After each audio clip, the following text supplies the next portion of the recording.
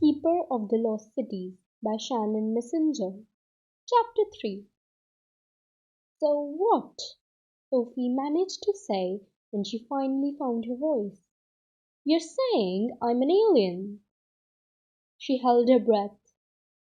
Fitz erupted into laughter. Her cheeks grew hot, but she was also relieved. She didn't want to be an alien. No, he said, when he managed to compose himself.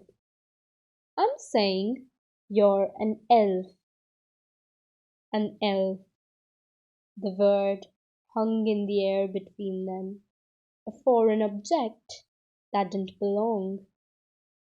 An elf, she repeated. Visions of little people in tights with pointy ears danced through her brain, and she couldn't help giggling.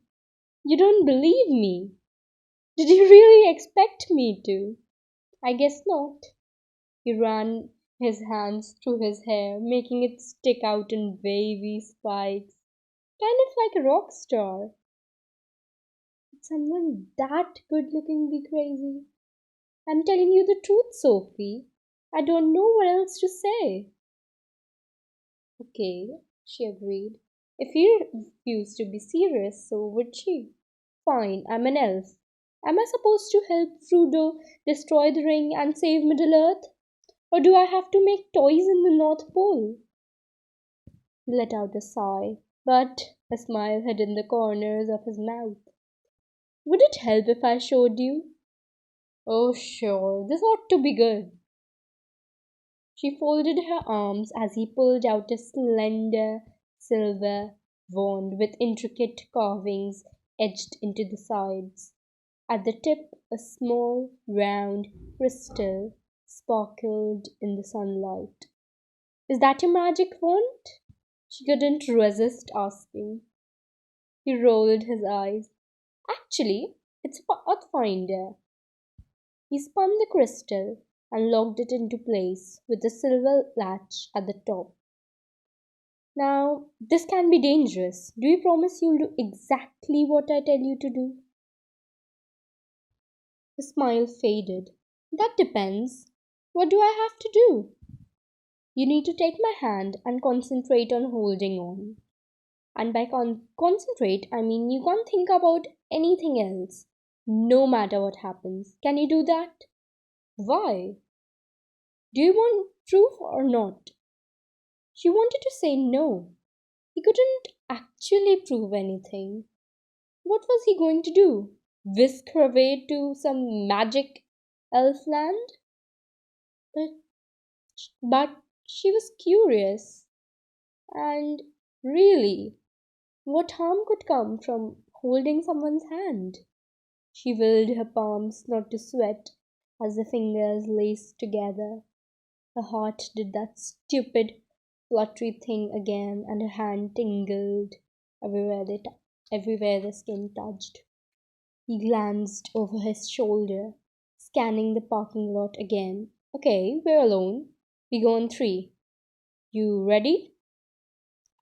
What happens in three? He shot her a warning look, and she scowled at him. But she bit her tongue and concentrated on holding his hand, ignoring her racing heart. Seriously, when did she become one of those silly girls? One, he counted, raising the wand. Sunlight hit a facet in the crystal, and a bright beam refracted toward the ground. Two, he tightened his grip. Sophie closed her eyes. Three. Fitz pulled her forward, and the warm tingling in her hand shot through her body like a million feathers, swelling underneath her skin, tickling from the inside out. She fought off a giggle and concentrated on Fitz. But where was he? She knew she was clinging to him, but it felt like her body had melted into goo, and the only thing keeping her from oozing away was a blanket of warmth wrapped around her. Then, faster than the blink of an eye, The warmth faded, and she opened her eyes. Her mouth fell open as she tried to take it all in. She might have even squeaked. She stood at the edge of a glassy river, lined with impossibly tall trees, fanning out their wide emerald leaves among the puffy white clouds. Across the river, a row of crystal castles glittered in the sunlight in a way that would make Walt Disney want to throw rocks at his magic kingdom. To her right, a golden path led into a sprawling city where the elaborate domed buildings seemed to be built from brick-sized jewels, each structure a different color. Snow-capped mountains surrounded the lush valley, and the crisp, cool air smelled like cinnamon and chocolate and sunshine. Places this beautiful weren't supposed to exist, much less appear out of thin air. You can let go of my hand now.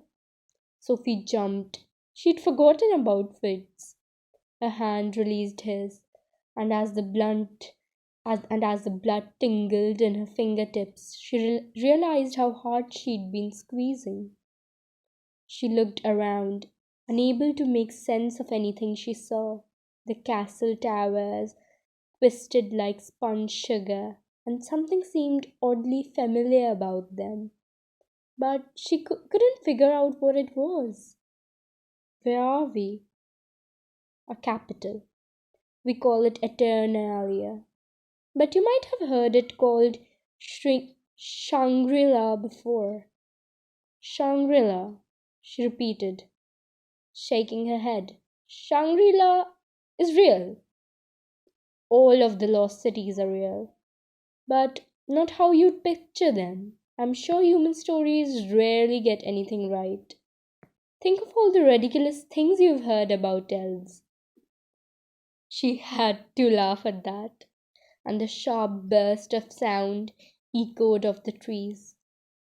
It was so quiet there, just the gentle breeze brushing her face and the soft murmur of the river. No traffic, no chatter, no hammering, unspoken thoughts. She could get very used to the silence, but it felt strange too, like something was missing. Where is everyone? She asked, rising on her tiptoes to get a better view of the city. The streets were a ghost town.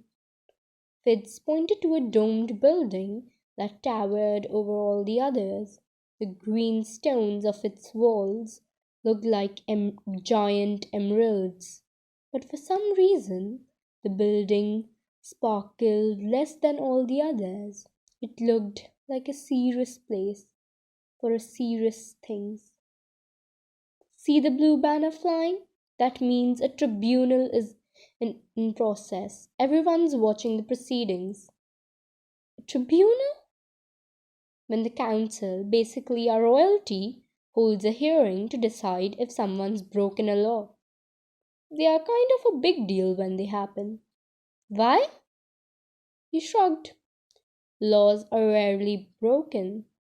Well, that was different. Humans broke the law all the time. She shook her head. Was she really thinking of humans as something other? But how else could she explain where she was? She tried to wrap her mind around the idea, trying to force it to make sense. So, she asked, cringing over her ridiculous next question. This is magic. Fitz laughed, a full body laugh, like it was the funniest thing he'd ever heard. She glared at him. It couldn't be that funny. No, he said, when he'd regained control. Magic is a stupid idea humans come up with to try to explain things they couldn't understand. Okay, she said, trying to cling to the remaining strands of her sanity. Then how can we be here when 5 minutes ago we were in San Diego? He held up the pathfinder up to the sun, casting a ray of light onto his hand. Light leaping, we hitched a ride on a beam of light that was headed straight here. That's impossible, is it? Yeah, you need infinite energy for light travel. Haven't you heard of the theory of relativity? She thought she had him stumped with that one, but he just laughed again. That's the dumbest thing I've ever heard. Who came up with that? Uh, Albert Einstein? Huh, never heard of him, but he was wrong. He never heard of Albert Einstein? The theory of relativity was dumb? She wasn't sure how to argue. He seemed so ridiculously confident. It was unnerving. Concentrate harder this time, he said as he grabbed her hand again. She closed her eyes and waited for the warm feather sensation.